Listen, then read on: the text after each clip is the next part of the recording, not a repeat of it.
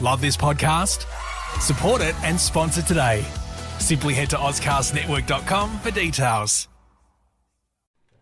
This podcast is proudly supported by Cooper's Ale House Jeps Cross and the ALH Group, Matt Hall from DR Kart South Australia, HandyPay, SA's leading personal lender, Patrizzi Course, and Tindo Solar, Australia's only solar panel manufacturer.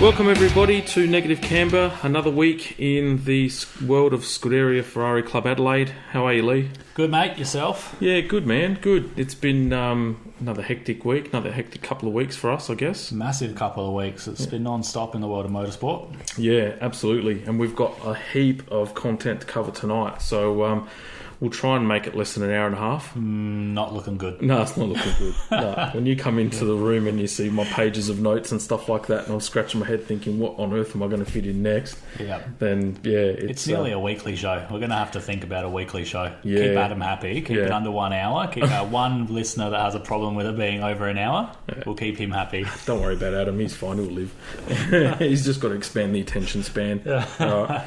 But, yeah, man, it's been... I suppose some big news has come out from the club this week where it was formally announced our relationship with Southern Go-Kart Club, which is pretty cool. So essentially what it means is that we are sponsoring Southern Go-Kart Club moving forward, and that agreement has been a reflection of the work that Adam's put in. So he's been, making a really strong, I guess, liaison effort between us and Southerns, as well as helping out with all their social media as well, which has seen 100%. a massive presence online from them. Yeah, he's done exceptional work with that. So the idea came sort of towards the end of last year. Adam had sort of started to discuss and wanted to explore the option of utilising a club room, because that was one of the things that when we originally started the first committee, I remember when you were on the committee, that we were really sort of looking at something like that. So after negotiation and putting almost a tender process through and that sort of thing, it all came to a head last month, and Southerns rubber stamped it. Nice. So it just means now that we have use of their club room, so we can have club events there. It also, potentially, we can see the relationship becoming where, the Scuderia Ferrari Club will become the social arm of Southern Go-Kart Club as well.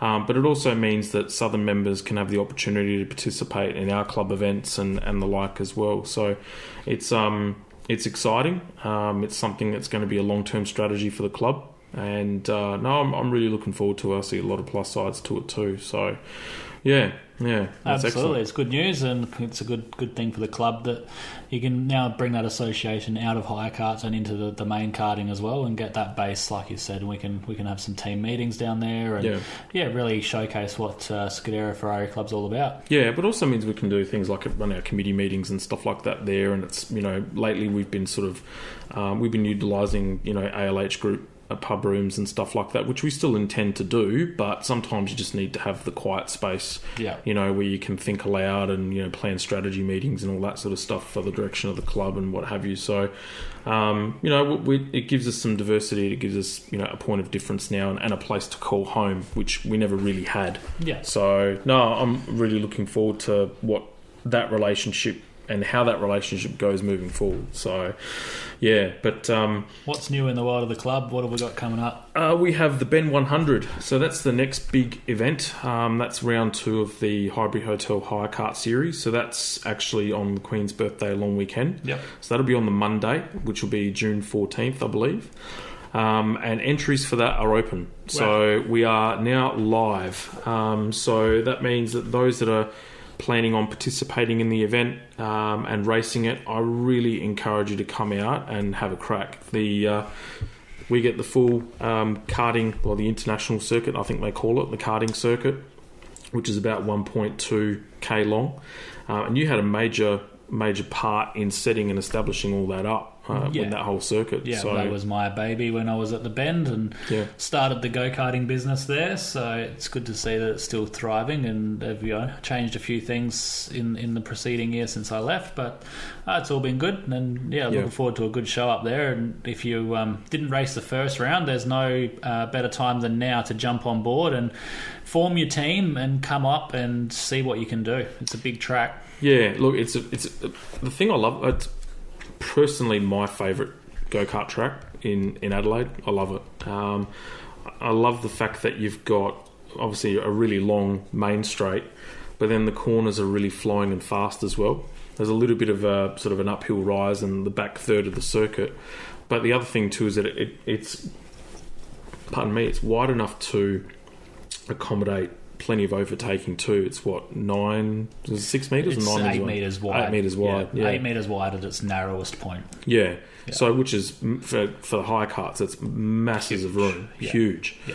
So it's not your standard high kart track. Let's just put it that way. It's the only outdoor high kart track that does not have tyre walls lining the outside of it in South Australia. Yeah. I remember when we first went to the facility for the first race there, and you had like the pit lane entry and all that sort of stuff, and it just looked so professional, so European. Yeah. But it was next level. I mean, there is still nothing like it in the higher kart side of things in that scene in Adelaide at present. So. The race format itself, there'll be, the club will have a breakfast probably before the event.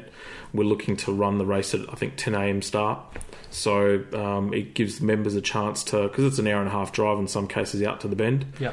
So we have a bit of a feed, enjoy each other's company for a bit, sort of do a bit of a meet and greet amongst drivers and members, and then we get straight into the race. So the format hasn't quite been formalised yet. But my understanding is that, that obviously there's going to be plenty of tyre stop changes and bits and pieces as well. The race itself will go for at least 2 hours. Yeah. And given the fact that it's June, I mean, there's a possibility that it could be wet and it could be raining as well. So all of a sudden that race will probably end up going for about 3 hours plus. So, it's if you've got a driver or you're looking for a co-driver, etc., get in quick. We're looking to have at least probably 15 karts. 10 hopefully of which have already been pre-filled with the participants that raced in the first round, and I know that there's a few members that are really keen to get out there and have a bit of a crack. So entries are open on the club website, so head out to www.sfcadelaide.com.au and you'll look at the entry points there, or if not, inquire on the Facebook page and Adam or someone from the team will be able to direct you there. Get them in. Get them in. Yeah, exactly. So the other thing, the positive reviews that we had from the podcast, I think between Lee and myself, we can't thank everyone enough, in particular after episode 3 with the reviews and the feedback that we got. It was a lot of pride in sharing the responses that we got on social media.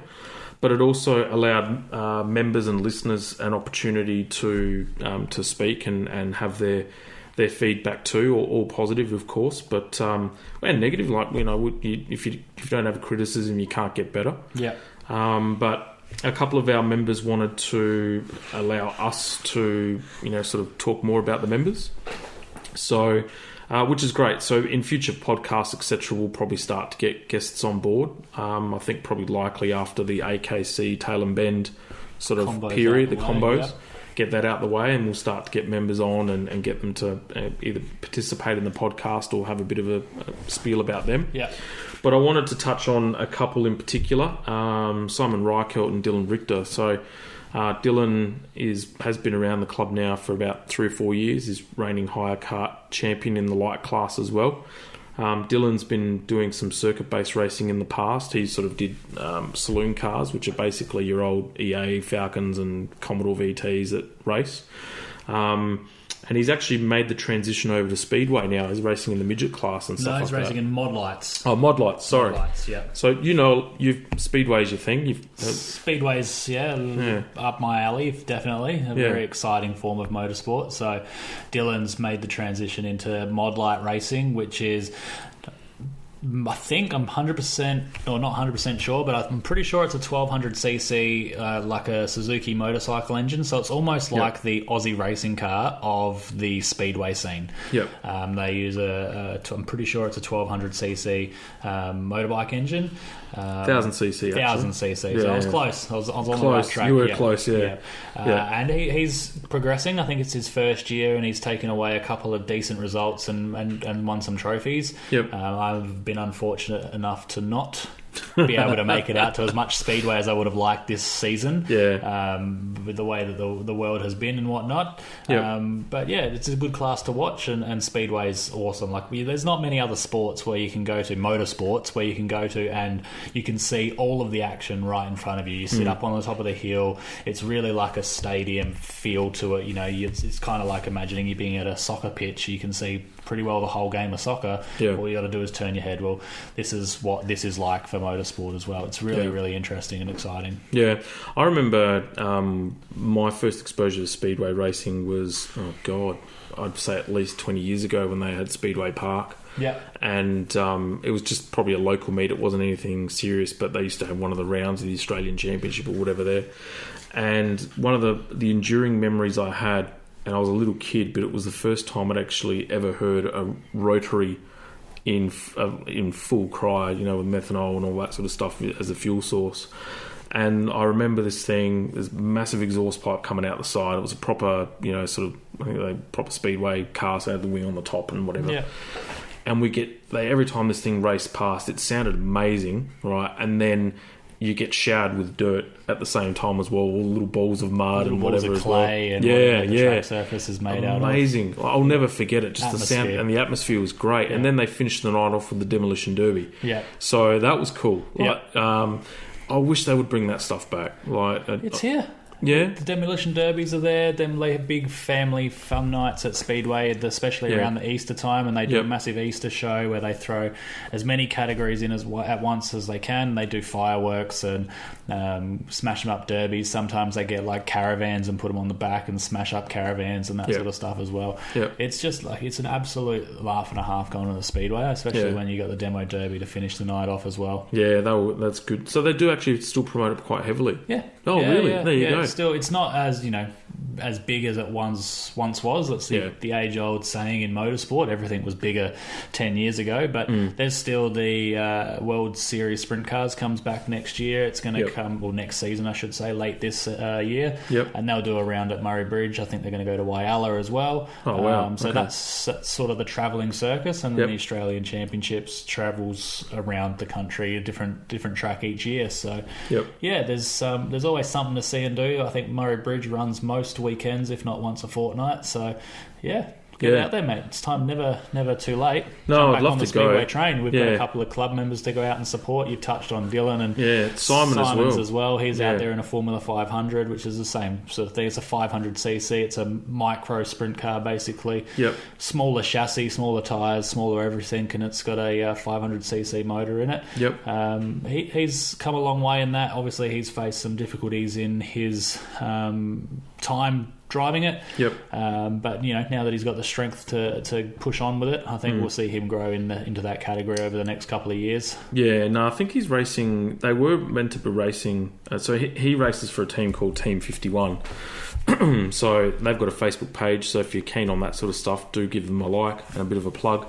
I think they were meant to race in Mount Gambier pretty soon. Yeah, I think this weekend. Yeah. So I'll be really keen to see what sort of results he gets, because I know they were meant to have a race meet a few weeks ago and then that got postponed, so that was a bit of a bummer. $5 if you can guess where he got the 51 from. Oh, yeah, I don't know. Oh, come on. Days of Thunder. Oh, you're kidding. No, 51 from Days of Thunder. Oh, man, I was going to go down the path of Greg Murphy. No. Well, 51, I'm going to think of nothing but Greg Murphy. But, so Days of Thunder, hey? Yeah. Oh, yeah. The gift that keeps on giving, that movie. It's a cult classic. Never gets old. Absolutely not. But, guys, any members that are out there that want to sort of give them, give their sport or their exploits in terms of circuit racing or rallying or motorcycling, whatever you do, give us a shout out, let us know, send us a message, and we'll give you a plug as well. So it's good to see that we've got active members in the motorsport side of things too. So 100%. Another reminder about our comp. So we've got 2 more podcasts. Actually, no, 1 more podcast really before Mr. Hazelwood pulls the name out the hat. I was actually speaking to Todd briefly today. So he's prepping up for Simmons Plains, which we'll touch on later, and he's hit the big ton in terms of racing in supercars. That's come up pretty quick. It's mind you, with the amount of races that they do, it doesn't take long. It doesn't take long, but to get 100 races under his belt in the main game, considering the journey that he's had to up that point, is a massive credit. But so back to the competition. It's any lapsed members or new members that come on board are in the draw to win the artwork. So we'll put another post again up on Facebook this week. It is beautiful pieces of work. I've had a chance to have a good look at them up close as well, and they are quality. So if you value your study or an office or something along those lines where you want to show off a bit of Ferrari artistry, man cave, and the man cave, this is it. So again, jump on the website, register as a member, and you're in the draw to win. And Sir Hazelwood will reveal the winner on our Tail and Ben broadcast or podcast coming up. So now, Mister, I understand that you were participating in the City of Adelaide. So when we did our last podcast on Good Friday, you were, it was practice and that sort of thing. And I'll leave it to you, mate. How was it? How did you go? Well, obviously I wasn't participating. I was helping out. I was on the tools and the heavy lifting for Nick. But yeah, mate, it was an absolute scorcher of a weekend. The hot weather did nobody any favours. It was so hot. It was so dry. The track was...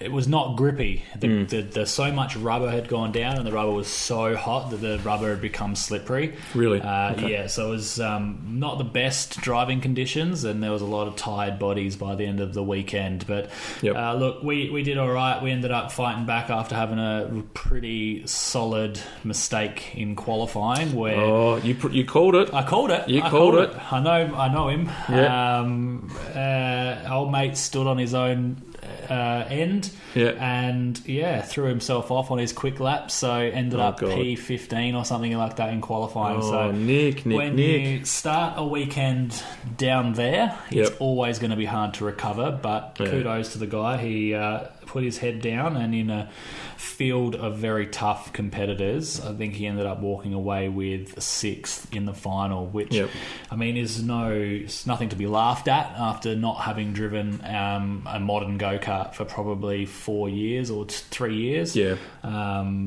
And then just jumping straight back into the race seat. So good news is, though, he's decided that he's going to pull the helmet on again for AKC. So we are going to be back at AKC and have another crack. It's not going to get any easier, but it can't get any harder. So, look, I don't want to put the mockers on him too early, but hopefully he learns from his qualifying mistake at City of Adelaide and does better. But it's better to get the shit out the way early and focus on when it really counts. Absolutely.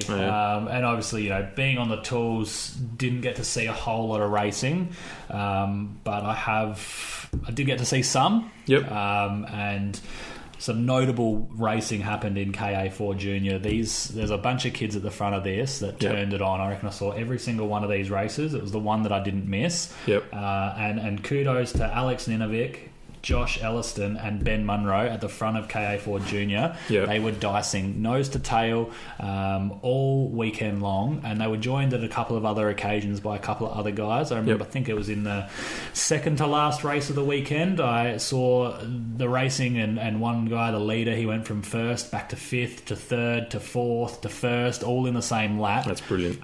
They were nose to tail, never touched each other up. They were so, raced hard but fair.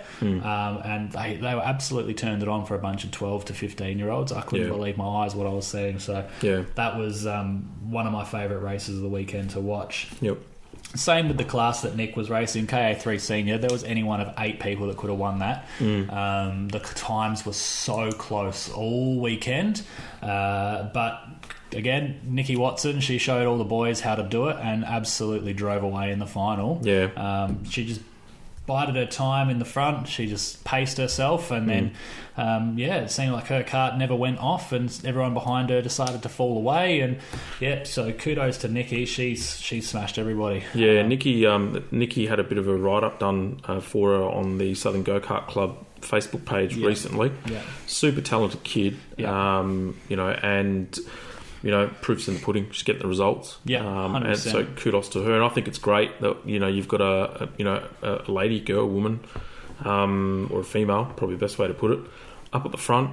And winning the chocolates. Yeah. So in a sport that's largely dominated by male, to have female sort of hauling and kicking some backsides in is really good to see. Absolutely. So good on her. See how she goes at the AKC round in a couple of weeks. Hopefully she keeps her momentum. Home track knowledge, she'll have that advantage. And it should, but home track knowledge doesn't mean too much. We'll move on to another one that stood out to me was Peter Busnelos in KA2. Yep.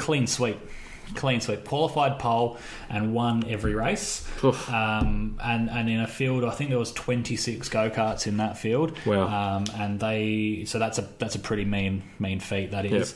Yep.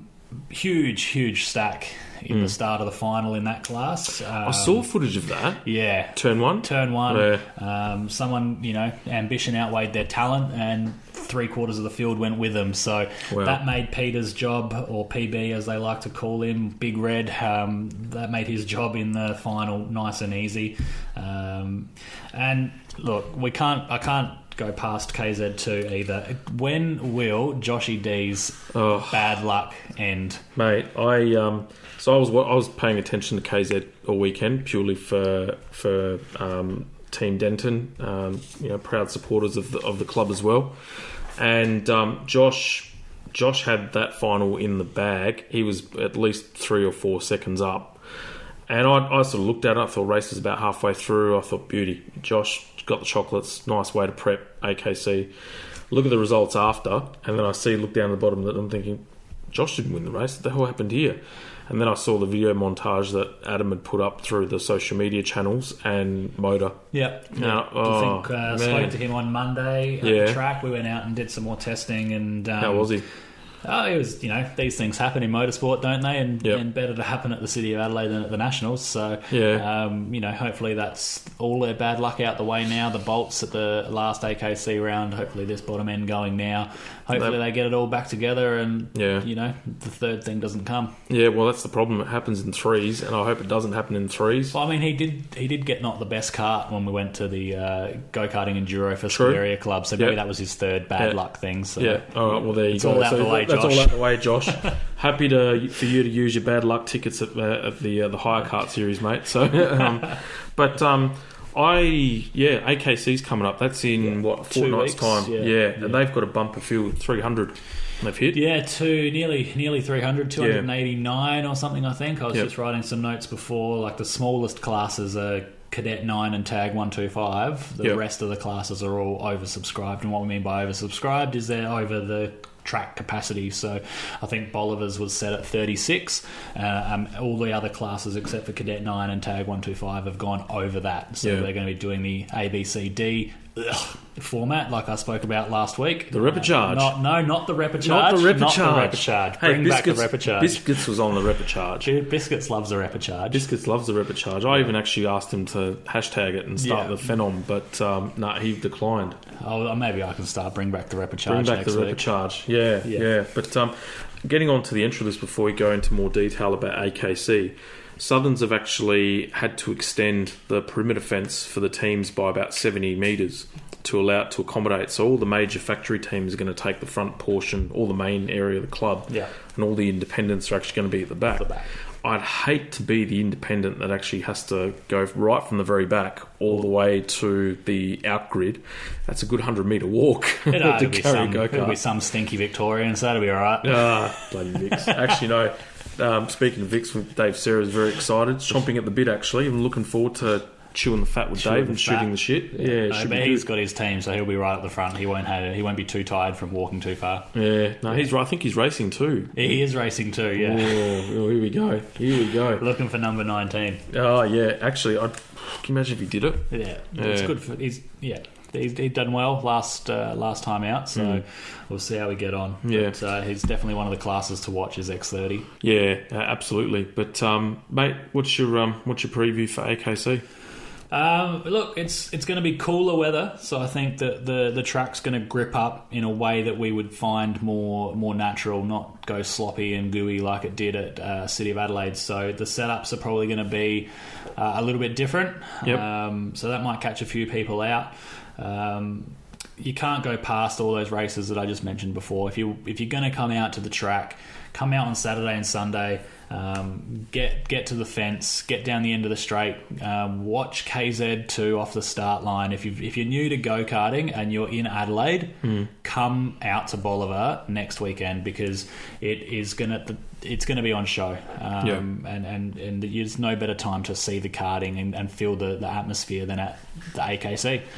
300 karts at Bolivar. We were trying to work it out at the City of Adelaide. We think it's been about 10 years since Bolivar has had a big race meeting like this. Yeah. And it was just so good to see Bolivar absolutely thriving in two-stroke smell again. Yeah. I actually, I'm going to introduce a new segment here, and it's called Solving the Mysterleigh. Not the mystery, the Mysterleigh. All right. So now, two questions for you, Poirot. Sure. The first one. So if you... With four-stroke, naturally, because that's what my experience is, in really warm conditions, and the track being the way it is with Southerns, normally you sort of free the kart up and give it a bit of, just let it flow and loosen it up in order for it to still, not bind up in, sort of those hot conditions. What do you do in those circumstances for two-stroke? It's sort of the same premise, but you can go too far and loosen it up too much when the track goes too gooey like that. So sometimes you want to tighten it back up so that the thing doesn't fold over in the middle again, because of the way that it's sliding on the rubber. But just because it's four-stroke versus two-stroke, the setups are pretty well the same. The philosophy is the same. It's about being able to read the track.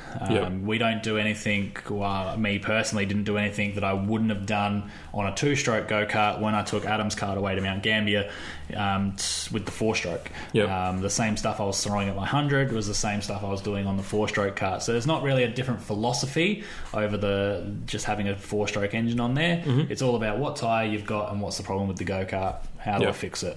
You can go the other way. You can go too tight, and then you're going to be boggy anyway. So, you just got to read what the track's doing, and work out, is it because of the track or is it because of the go-kart? Okay. Mr. Lee, question number 2. There was some rumour and some remarks going around on social media about a performance discrepancy between the Rotax in both restricted and unrestricted classes versus the IAMI. So essentially what they were saying was that the Rotax was underpowered in comparison to the IAMI in the warmer conditions. Please explain. I don't necessarily think it's just the warmer conditions is the fault here. It's harder to tune a Rotax because it's got a sort of a set jet. You put a jet in before you go to the grid, and that's the jet that you've got. If you're not a weather guru and you get that wrong, of course you're not going to have the premium fuel mixture getting to the engine, which is not going to give you the maximum horsepower. The other thing as well is the way the engines make their power is different. So a Rotax has a little bit more mid-range pull than an IAMI X30 motor. So at a track like Bolivar, which is slower to medium speed corners, you really need that bottom end power kicking in. But as the reverse happens at a track like Monado, where you're all sort of medium to high speed corners, the Rotax probably has a bit of an advantage there. So it's one of the things with tag, it's an all-in, bring what you sort of got class, but to be fast and to have the right equipment, you need almost both engines, because, like I said, you're going to go to Bolivar, you're going to want the bottom end power. You go to Monado or somewhere like Puckapunyal, you're going to want the mid-range to top end power, which the Rotax brings along. So they make their power in different ways. They're not hamstrung against each other. It's just what works better on any given Sunday, basically. Yeah. Okay. Yeah. All right. Well, there you go. Thank you for solving that, Mysterleigh. There you go. Well, I like this segment. You can bring this one back. Yeah, that was impromptu, mate. I thought about it before here. I thought, Mysterleigh, that sounds pretty cool. I reckon I'll like that. There you go. There you go. But, look, the showpiece is obviously KZ2 and AKC. Yeah, there's lots of good drivers in that. I would almost, I think the big one is X30. KZ2 is a good showcase because it's the only one with the standing start. Yep. My go-to is going to be X30. I'll try not to miss anything in X30 this week or at Bolivar. Yeah. That'll be that class is obviously super tight, and the great man himself will be in featuring in that. So I'm not racing. No, of course. Yeah. Actually, I would have loved to have seen you versus Sarah. That would have been epic. We've raced a few times together. I was going to save a story for I'll save the story for when we're talking at AKC. But Dave, if you are going to listen, we'll talk about Bolivar Juniors. I think we're in about 2002, and then the next weekend we raced each other at your home track, Puckapunyal. And let's just say that Dave was not being my best friend that weekend. Oh, I can't wait. This is going to be great. So, anyway, anything else on the AKC? No, I think that's about it. Look, cool. The only thing I can say is if you've got any interest in go-karting and you want to see what two-stroke karting is all about, get out to Bolivar Raceway, 53 Robinson Road, Bolivar. I won't quote you on that. The 30th of April to the 2nd of May. So 53 Robinson Road, or type in Southern Go-Kart Club into your Google Maps and she'll get you there. Yeah, but we're definitely going to have a presence there for sure. I'll be there probably on the weekend, interviewing and meeting some of the drivers and stuff like that. I'll be there Saturday and Sunday in the pits, and if anyone's got any questions about karting, they can more than welcome to come and ask me the questions. Yeah, I reckon we might even do the podcast in the club room. We'll that try. Day. Yeah, try. I think see so. how we go. Yeah. Because we're pretty much due that weekend anyway. So I heard Brett's going to give us an open bar while we do the podcast too. They're excited. Yeah, they were excited. There was talk about Negative Camber making a feature out at Southern Go-Kart Club, and they were all pumped. Oh, so that's good. Bring it on. But I look forward to seeing you back on the tools. The last karting feature that we've got today is superkarts. So this was actually the formula that made me fall in love with karting. I remember seeing superkarts racing at the Formula 1 Grand Prix here in Adelaide. So these are the days when Barbara Hepworth and co were racing.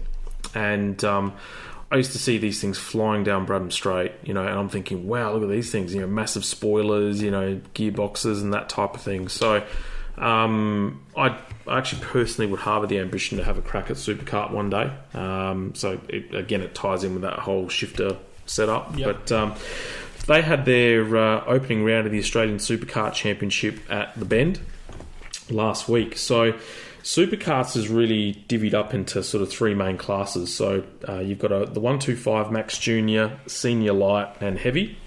So the 125cc Rotax Max motors, which are restricted. So that gives the competitors an equal chance. They're non-gearboxed. They're water-cooled, and they've got a main centrifugal clutch. So it's probably the closest that you could get to the sprint car in terms of its setup. Okay, but they still hit a top speed of about 165 kilometres an hour as standard. All right, so the second setup is the 125cc stock Honda gearbox class. So essentially, these karts, same sort of setup. They use a CR125 Honda motocross motor. They've got four-wheel disc brakes, so they're more or less using a sprint-type chassis with a six-speed gearbox as well, and their maximum speed's about 190k an hour in a straight line. And then you've got the big ones, which are the 250cc Internationals, so they're pretty much the Formula 1 equivalent to a go-kart. So these things are twin-cylinder motors, six-speed gearbox.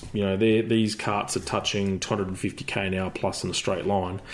And there was actually a couple of karts in the 250cc side of things on that weekend that actually were faster than the V8 supercars were at the Bend last year, which is, when you think about it, phenomenal. You'll find that 250 Inters will be second fastest cars around most tracks behind Formula One cars. Yeah. They will beat a V8 supercar at all tracks pretty well hand down. Yep. They're not that much slower in a straight line, but they're a hell of a lot faster through the middle of a corner. Yeah, and I've seen some onboard footage of some of the drivers over the weekend, and Jordan Ford in particular, who's a big advocate for the sport. We made contact during the week, and Jordan is really keen to come on, so we'll probably have an interview with him coming up pretty soon. But he's made the graduation from sprint karts into superkarts as well. He started his career off in junior sprint karting and came right up the ranks with his brother. Yeah. No, he put some video footage up during the week on board of basically him doing a lap and actually breaking the lap record at the Bend. Yeah. Super smooth lap, but geez, it was fast. I think he was saying one of the corners there he was getting close to about 4G in G-force. I think it was going through the top half of the circuit where you got the triple bend, triple right-hander, yeah. which is epic. As a go-kart with a wing and a spoiler on it, so just a fiberglass and touching 250 clicks. It's pretty heavy going. So we wanted to touch on the overall results. So I'll do the top three. The 250 International, which is the big one, the F1 class, let's call it. Ilya Harpus was first overall on points, followed by Blake Purdy and then Gary Pegoraro, who was third. Yep. You know Ilya? Yeah, I know Ilya quite well. We've grown up through junior karts or junior sprint karting together, and I think he's going to tell me if I'm wrong, but I think it's 4 times national champion consecutively the 4-time national champion and current national champion. So it's a pretty good record. Yeah, he's not done too bad for himself, really. He loves it though. He spends a lot of time training and getting himself right for it. And he loves a good steer in his supercar. What sort of training would you do? I mean, obviously testing is one thing, but all the same core body work like you would do for driving a normal go-kart, arm strength, leg strength, all the same sort of stuff that you would do. And mental strength. Yeah, exactly, to handle one of those things too. But that was the international class. The 250cc national class was first place overall, John Dunn. Second place was Josh Miller. And third was John Cashin. And then we went to the 125 gearbox class. So Brad Tremaine was first, Nick Shembry second, and Paul Campbell third. And then in the stock Honda class, we had James Bowden finished first overall, Michael Doherty finished second overall, and South Australia's own Jim Gorman third overall in the stock Honda. So I think their final round of the series is in September. I think interstate as well. But the Adelaide Superkart Club race somewhat once a month, I believe. At Mallala, mostly. Yeah, and a couple of times I'll race at the Bend, and I know that they'll have some races at Phillip Island and stuff like that later on this year too. So Superkart is certainly something close to my heart, and we'll definitely start to promote the sport a little bit more through this podcast. So amazing sport, and if you get a chance, have a look at their Facebook page with some of their online clips. It's absolutely epic. All right, so cool. All right, now we're going to move on to the big stuff. Formula One. So it is Imola. Yeah, practice 2 might be just about to go on track. We're not far away. Yeah, so we're at round 2 of the Emilia Romagna Grand Prix, also known as the San Marino Grand Prix, at the Imola track. And Imola is probably best remembered for the wrong reasons, really, when pretty much the track that claimed the life of my hero, but everyone's hero, really, Ayrton Senna, and also Roland Ratzenberger as well. It's one of those tracks that you have it's had some major incidences, in the past. So, I mean, 1994 itself, there were, about 3 or 4 massive. Yeah. So you had Ratzenberger on the Friday. Saturday. Barrichello. Barrichello on the Friday. No, I thought Ratzenberger was Friday, Barrichello was Saturday. Other way around. It was the other way around, was it? Barrichello first. Yeah, and then Senna on Sunday. But then you had the start line crash with Pedro Lamy and JJ Leto, who stalled on the grid. Tyre goes flying off into the crowd. You had the late Michele Alboreto, whose tyre flew off in the Minardi in the pit lane and knocked out one of the mechanics in the grid. So that was just 94. That was a weekend from hell, and F1's never had it ever since. But then, going back from that, you had 1989, Gerhard Berger at the Tamburello, where he hit the wall and was set on fire. Yep. Then you had some epic memories going down, leading up to Tosa. So I don't know whether you remember 1990 with Mansell. No, that was not barely a blimp in my dad's eyes. So if you get a chance, Nigel Mansell was driving for Ferrari in 1990, and he's actually trailing. He's come out of Tamburello and heading into Tosa, directly behind Berger in the McLaren. And Berger's actually come across him to try and defend his line halfway through to cut off the slipstream. And Mansell's pretty much had to correct a spin. So he's gone into a spin at full tilt. He's done a full 360, right, and then rejoined and still kept it on the track within the straight line. And the when you come into Tosa, which is at the end of the long straight, it's the left-hander that goes back uphill, leading up to the Piratella. It's like this massive amphitheatre where it's just this, because the track itself is an hour away from the Ferrari factory, but it's in like it's almost like an amphitheatre type feel. But directly around the perimeter of the track is suburban housing. Yeah. Right. All these multi-story, Italian properties, all these little villas and stuff like that. It's so Italy, it's fantastic. Yeah. But you come into Tosa and all of a sudden the Italian and the Tifosi are just going nuts. And Mansell from that point on, I mean, they all loved him anyway because they called him Il Leone, which is the lion. Yeah. But he was godlike status after that. The Italians thrive on they love the drama, the hero and the drama. Yeah.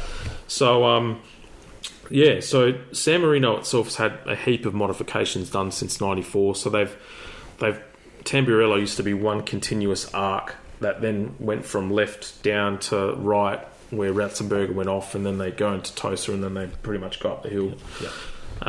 And then they go through Piratella, and then you got Acqua Minerale and all that sort of stuff. So, it's so that since then they've had chicanes put in and the like as well. So just slowed the overall speed of the cars down and make it a little bit safer. Yeah, they did do that, but it's still a bloody fast track. It is, and it's a really twisty circuit that's actually really hard on brakes as well. So the actual the ideal car is probably an overall car. Yeah, really. So you need to have a mixture of really good handling, power as well, especially coming out of straight line speed, but also a lot of drive and torque as well. Bottom end, get up the hill. But then also you've got to be able to have. It's got to be able to ride the curbs. So Imola is renowned to have really rough curbs. Ride the curbs. Well, you can't ride the curbs now. You've got to be jumping them. Yeah. In particular, when you get up to the chicane at the Variante Alta.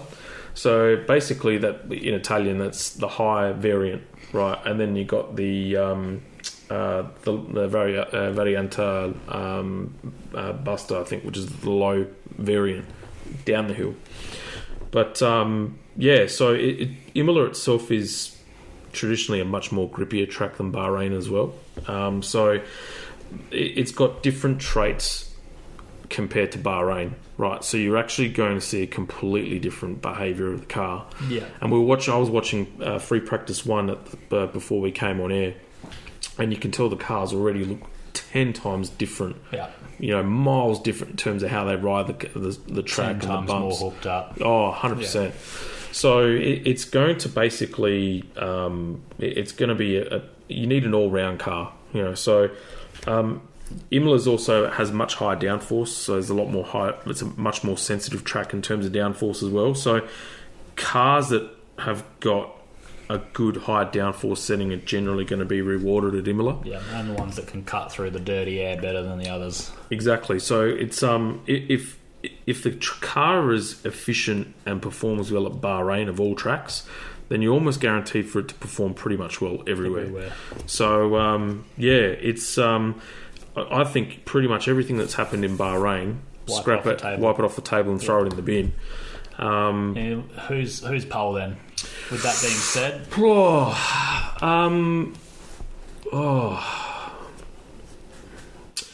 I reckon it's actually going to be a surprise. I don't think it's going to be who we expect it's going to be. I'm going to go out on a limb and actually go as far as saying Leclerc. You meatloafed me. Did I? Yeah, meatloaf. Well, there you go. I was going to say Leclerc too. I got a funny for those feeling. who don't know, meatloaf, he took the words right out of my mouth. I thought you were going to say I sound like him at the AFL Grand Final. No, I'm thinking, no, shit, you're not that dude, horrible. like, bloody hell. My ears aren't on fire. Oh, but yeah, fuck, that was hideous, that performance. But although he looked strong in practice one. He Not did, but even Carlos did as well. Carlos looked good as well. The Ferrari itself looked good. Yeah, absolutely. Yeah. The Red Bull didn't look hooked up all that well. Mercedes were pretty quick too, so that you can't write them off. Aston Martin started to show some pace, so Vettel looked a lot more comfortable compared to what he did in Bahrain. Yeah. You know what? This is probably going to be really tight. There's probably about 4 or 5 teams that could give it a really good shake. What I was surprised to see is Williams. Williams were 9th and 11th in the first practice session. So I know.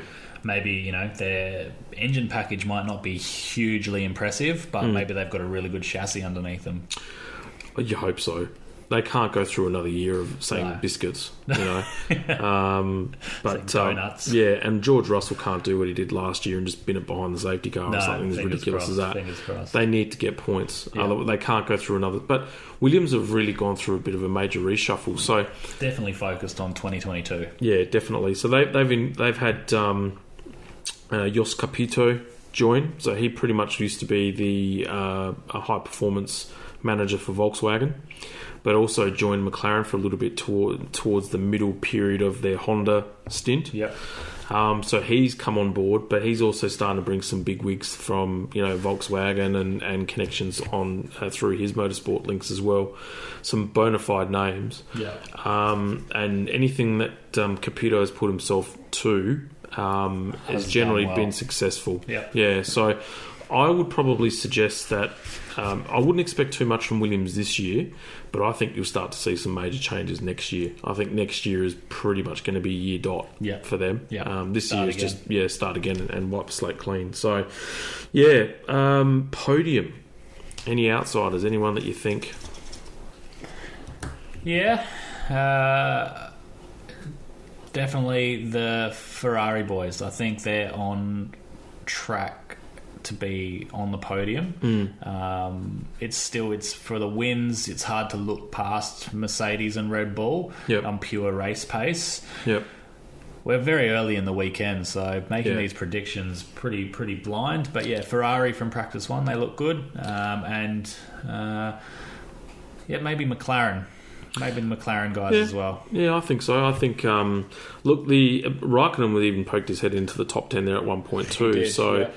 Look, it's one of those races where like the weekend the weather forecast is actually predicted to have some element of rain, in particular in the Sunday. Yeah. So if you throw rain into it, it could be anyone's. Yeah. But then all of a sudden you'd have your usual suspects. You'd have Max. You'd have Lewis.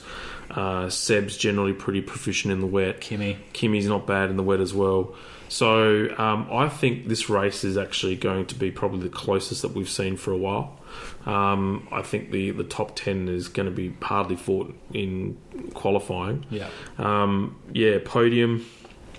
I don't know. There's too many for me to predict. I don't have the Dutch courage to put it out there. We're going to keep our fingers crossed for a bit of rain. Not even persistent rain or not constant rain, but just enough to make everyone keep thinking.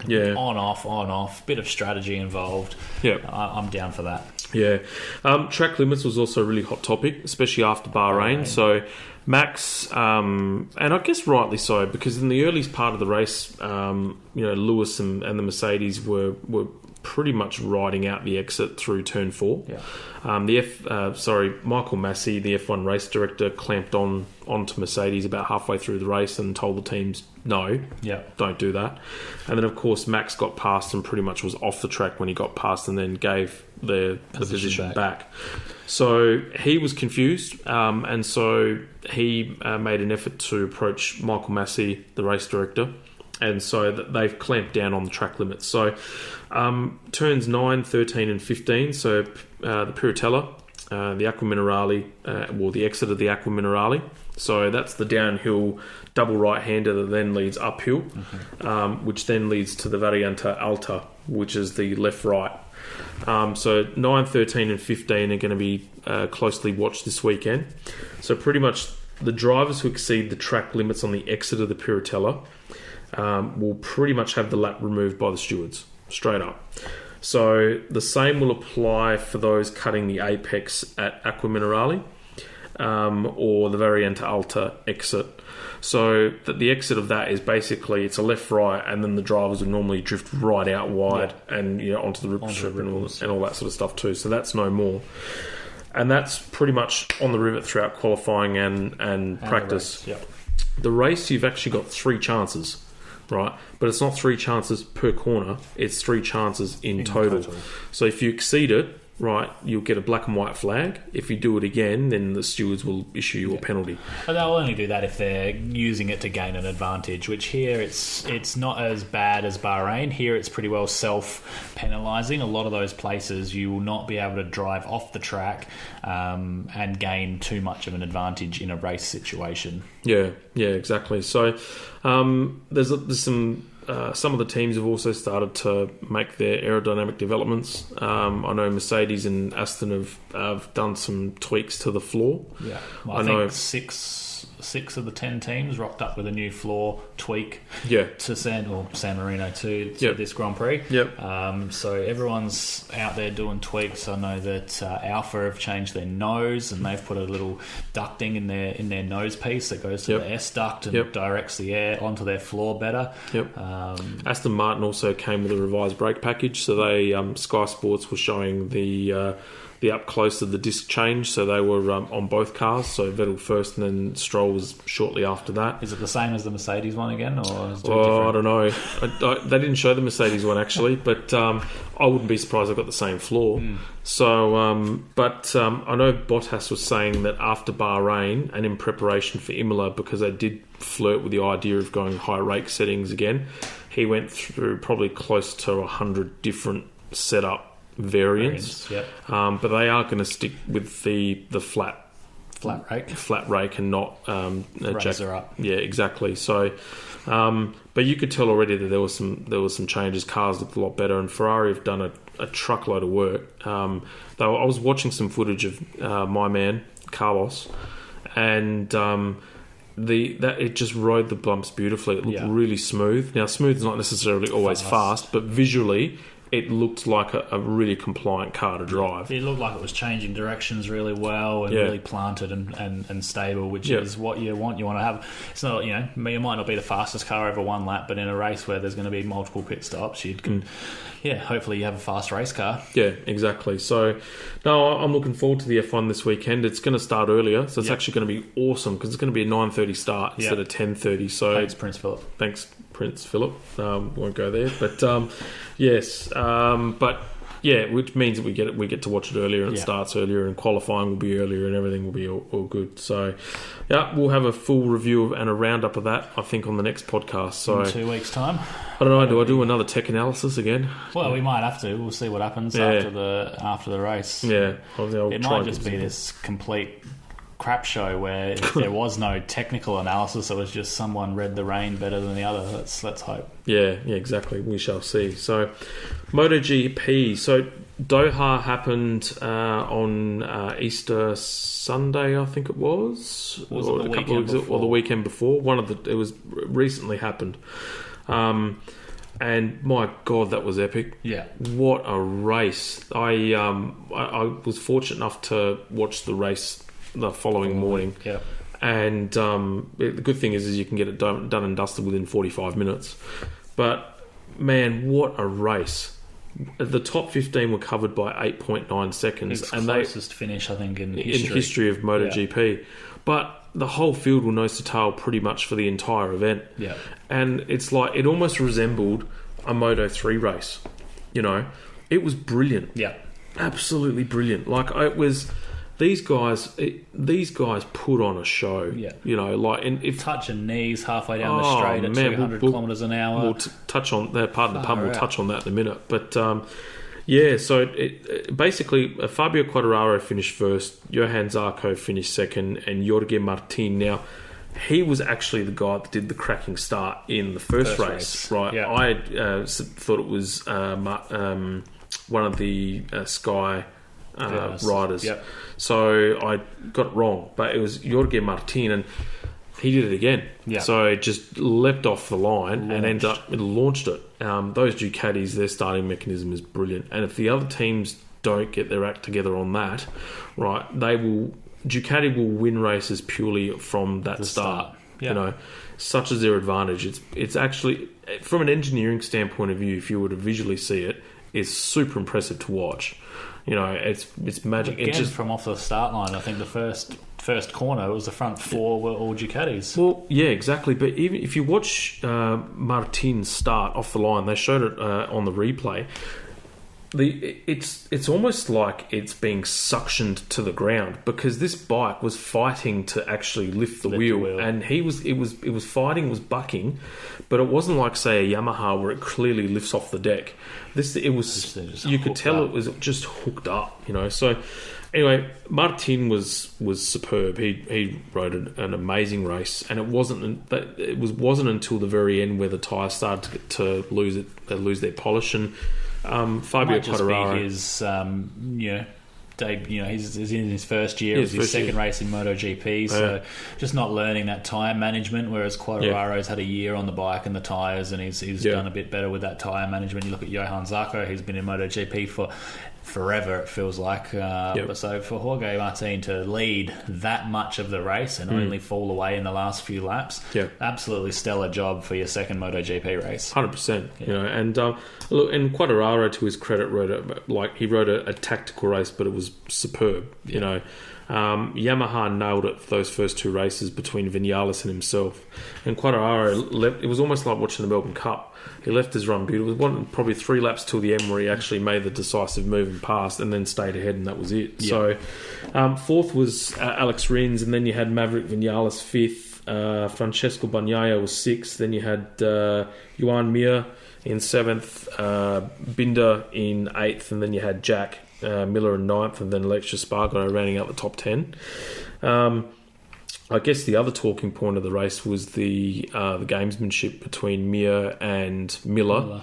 So for those that were playing at home, Mir during the race pulled a move about halfway around the track on Miller, went on the inside of the left-hand corner and sort of drifted him wide, shouldered him wide, gave him a bit of a love tap, you could say. In which case Miller later down on the lap on the exit of the last corner retaliated and pretty much came screaming through the last corner, and they hit shoulder to shoulder. But it was, visually you could say it was intentional. The stewards actually let it go, which was a big call, you know, because all of a sudden all bets are off now. It opens a door. It opens a door. Yeah.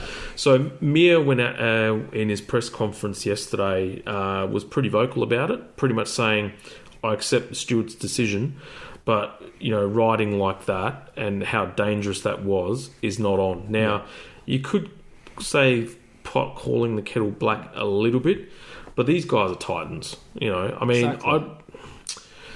I personally probably myself wouldn't have retaliated as much as what Jack did. I probably would have played the gamesmanship and ride him close and maybe give him a little bit of a rub. But, you know, that maybe was all he was trying to do, was ride him close, and he didn't expect Mir to move 1 or 2 mil over, and that's sometimes all it takes. So, you know, you don't think anyone's ever going to go out to intentionally throw someone off their bike, especially not at 200 kilometres an hour. So I don't think he did it intentionally to make it so bad, which I think was what the stewards saw as well. But I think so. Look, it's going to make for an interesting next round, which is happening tonight also at Portimao. Yeah, exactly. So and we'll touch on that in a tick, because there's some major news that has come out of that as well. But no, look, the stewards would have looked at all the data. They would have looked at telemetry. They'd have looked at throttle traces. There's probably cameras on the track that, you know, the main feed that we don't see. Onboard footage, all that sort of stuff. So if the stewards thought that it was clean, then let it go. Let it go. But I Game on, boys. Exactly. But I think that also gives that gladiatorial aspect to the sport, and that's what part of MotoGP is really all about. So, we're at Portimao this weekend. So It's in Portugal. Yep. Epic track. Love it. The gradient and the especially the drop going into the braking zone of turn 1, where it just drops away for a minute and then hard turn right. Epic this track. track is awesome. Yeah, amazing track, and for a MotoGP bike, it's sensational. But Mr. Marc Marquez has returned. He's back. He is back, and back he was in free practice session 1. So they had free practice 1 roughly about the same time as what they did with parallel with the Formula 1. So Vinales was first, followed by Rins, and then Marc Marquez was third. So it's not a bad comeback. Okay, way to come back. Yeah. Paul Espargaro was fourth. Then you had Zarco, Bagnaia, Quadraro, Miller, Alex Marquez, so Marc's brother, and then you had Danilo Petrucci rounding up the top 10. Valentino Rossi was 11th. So SRT is still struggling a bit because Morbidelli was a bit further down. Yeah. They've got a little bit of work to do, but it is free practice 1. Can't read too much into it, just like with the F1. But yeah, exactly. Yeah, Marquez up there. It'll be interesting to see how he goes through the weekend, and he's going to come back fit, but just how much race fitness has he got? Well, that's the thing.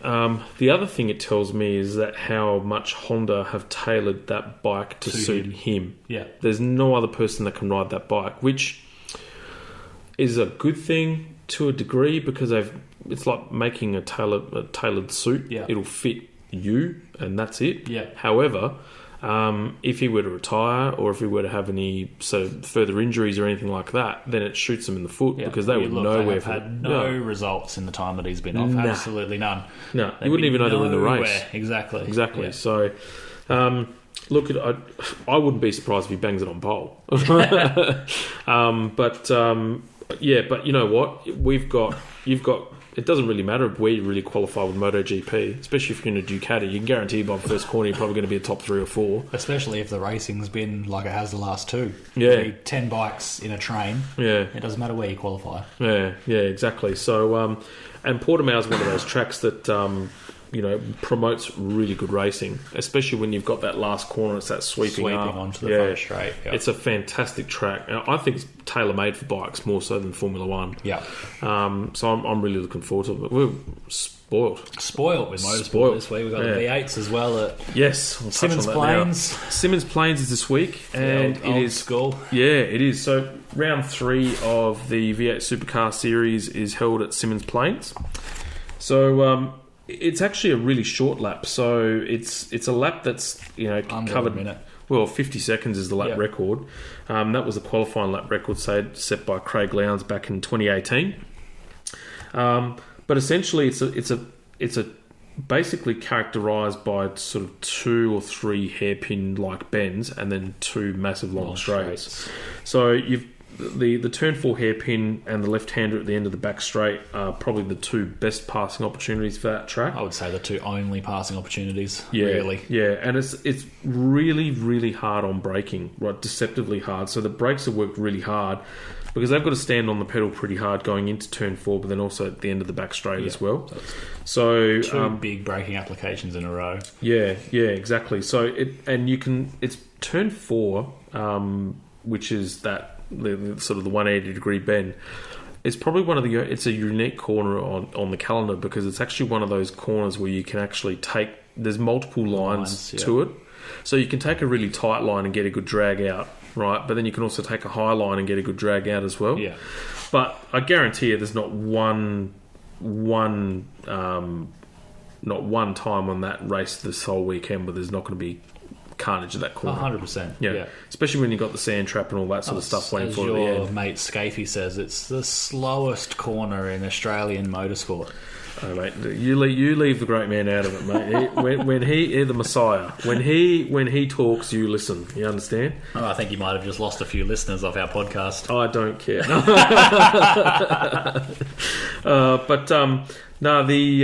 Essentially the actual race format is going to be 3 super sprint races this weekend, but they also introduced the new the qualifying race, which is going to be set up initially for Simmons, and there'll be a couple of other races this year that's going to do the same thing. So it's a modification compared to the elimination format that they ran.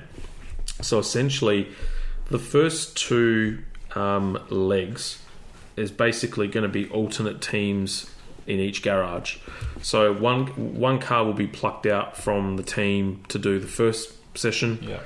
The alternate car in the multiple car team will be done to do the second session.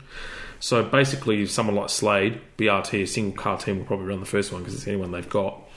And then effectively what that'll do is that'll filter out the times to then make it a top 10 for the session 3. Yeah. Right, and then that'll be determine the start of the grid. Yeah. Now, I believe that they're actually going to run that same qualifying format again for all 3 races over the weekend. Right, which would be pretty cool. Pretty cool. So, and then obviously the races themselves are only going to be 40-lap sprints. Yeah. So there'll be probably a tyre change, no refuelling. Only 2 tyres to change. Yeah, no exactly. probably no refuelling. 2 tyres changed. Yep. On your bike, off you go. Yeah.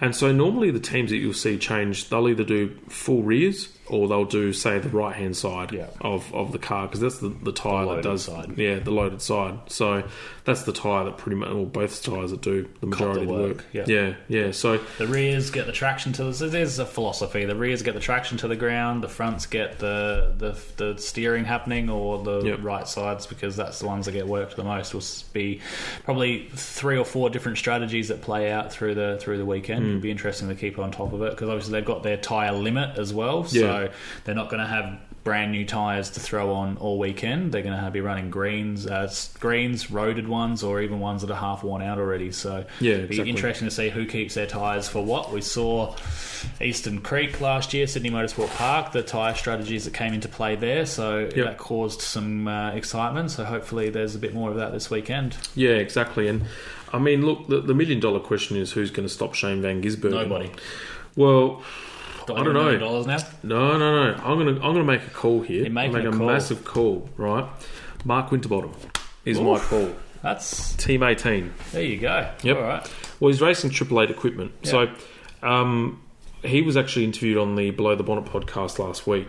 And so essentially, Mark Winterbottom's chassis, in accordance to the 2021 season guide made for V8 Supercars, made by our great friend V8 Sleuth, Mark Winterbottom was actually racing the Triple 8 chassis that WinCup had introduced 2 years ago. So it was one of the early ZB chassis, and then Scott Pye was running Van Gisbergen's car from the previous season towards that. So Scotty had all the current sort of upgrades done on his car because it was the newer spec, whereas Winterbottom's hadn't. And because of all the travelling, they were on the road for about 3.5 months last year too. So Winterbottom had noticed that anything that they threw out setup-wise, the car just wasn't responding and wasn't working. So they took it back to the factory of the off-season, they stripped it, right, and then found that there were some cracks in the chassis. And they couldn't repair it on the run. They just sort of did maintenance work and that was it. Yeah. And so while they were there, they've put all the latest upgrades on it too. So his initial feedback in the first 2 races was that it's good to go. And Simmons Plains traditionally has been a Triple 8 track. So they've got a superb engineering setup. And Mark Winterbottom in dry conditions at Sandown was dynamite. Yeah. Right. In actual fact, he was probably faster than Giz in terms of qualifying trim and stuff like that. And 2 years ago, he got pole there. So I'm going to call it and say I reckon the Van Gisbergen run will cease. He'll be up there, no doubt about it. But I think I'm going to throw the coin up there and say Team 18, probably both cars up there, Tickford, and I reckon there'll be a good appearance by BJR as well. They'll be up there too. I reckon Young Todd's due for a good weekend, and Nick Percat too, to be honest with you. So that's good. I'm going to throw my money's on Giz. I don't think anyone can stop him, unfortunately. But contenders will be Mozzie. Forgot about Chaz. Cam will be up there as well. Cam Waters will be up there for sure. I definitely want to see Scott and Todd up there. And I think one other one is if Erebus get their stuff together, Brody Kostecki will be fast as well. The great man was actually speaking about Brody during the week, saying that he's actually making some big noises up and down pit lane they're possibly seeing him as Win-Cup's replacement at Triple Eight next year. It could be a possibility. Yeah, he's which... got the connections. Yeah, absolutely. Well, I mean... And he can drive. Oh, Brody can drive. He's an exceptional talent. There's no doubt about it. Absolutely. The other thing that actually I touched on, I read about during the week, was that there's been some minor engine upgrades to a few teams in the pit lane. So, KRE engines. So KRE engines supply all Triple Eight cars. Brad Jones Racing as well, and Matt Stone Racing. So pretty much anything that's got a Triple Eight car on it will generally be through KRE. So what they did was that they put normally, from time to time, V8 Supercars will do a dyno test. So they'll actually grab an engine from each of the teams and actually compare the engine one against the other. So Tickford got tested, Walkinshaw got tested, and KRE got tested. And they actually found that the KRE motors were underpowered compared to the Tickford cars and the Walkinshaw cars. So what had actually happened last year, in order to ensure the reliability for COVID, KRE had actually made some modifications to the heads of their engines. And so what it did was it actually had a downward spiral in terms of reliability, and it actually made the engines underpowered. Yeah. So they're actually getting an upgrade to their motors, not for Simmons Plains, but in the up-and-coming races, I think, over the next sort of couple of rounds. I thought it was going to be ready for Simmons Plains. No. So it won't be for Simmons. It'll be probably the following round, maybe at the Bend. Yep. But if not, by Winton, I believe. So, they're... and I can understand that. Like, you know, you couldn't really tell so much at Bathurst, right? But you could tell that, I mean, the Triple Eight cars weren't the fastest in terms of outright pace. You know, you had your Tickford cars and stuff like that were there. Yep. They were just, you know, Van Gisbergen as an overall package was in a class of his own. Race pace, race strategy and the dirty air stuff. Yeah, exactly right. So, that's pretty much in V8 Supercar land, I think. Yeah. But that'll be tight, close racing all weekend. Always is at Simmons. Yeah. But that's V8 Supercar Roundup. Mr. Hazelwood is very excited for a Tail and Bend. That. Tail and Bend should be a good weekend, and we've got the AKC podcast as well between now and then. So, yeah, it's going to be busy for us over the next fortnight, month. Looking forward to it. Yeah. What's been grinding your gears this week, my friend? Armchair Bandits.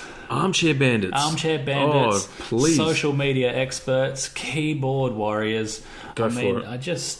I don't even know if I need to say anything more, but if I have to put your comment into Google Translate because I can't understand it, maybe have a hard think about yourself before you press enter. Ooh. Really? Like, I mean, come on. We touched on it in one of our first podcasts, the social media hate that goes on. Yep. These drivers are just doing what their job is. They're not the news. They're not the ones writing the journalistic pieces. Give them a break. Like, seriously. Yeah.